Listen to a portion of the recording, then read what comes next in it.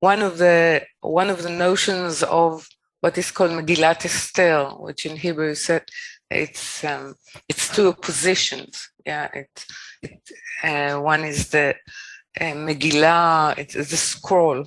Yeah, but it's sort of a revelation, and the name Esther has to do with concealment. So it's a scroll of revelation of the concealment, and concealment. And it speaks about, because as you know or not, Megilat Esther there's no mentioning of the name of God at all. Okay. So if at all, it's a very sort of amorphic name as the king, okay, sovereign. So it is very much to do with time of concealment, and one can say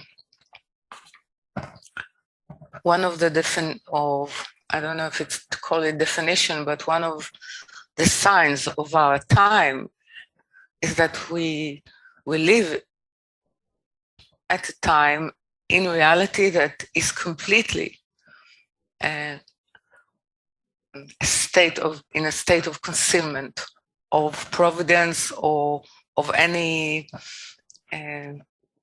presence of holy, or any presence of the Creator. We need to sort of break the sky, I would say, in order to actually cause in ourselves even to admit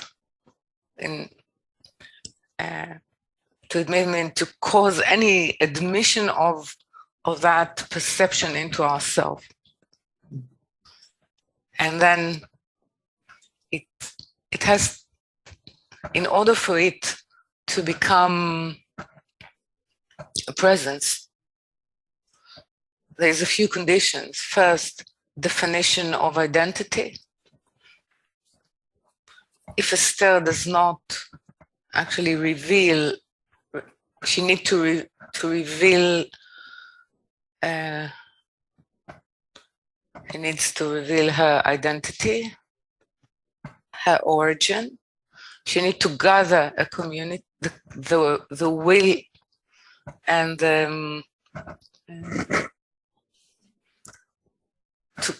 one can say to coordinate a community to one intention, to prayer for a specific salvation of that option, of the option which is not what we call Amalek, meaning not the option of the definition of a separated self, which is called, let's say, Ibermensch, or yeah, this is the source of it. Okay, and then to actually reestablish in oneself what kind of work and what actually you represent in the world, and then how to keep the time that something is allowing for example, certain act to happen, and how you choose your stand in relation to them. Well, Kabbalistic time, it will say that we choose grace over wisdom.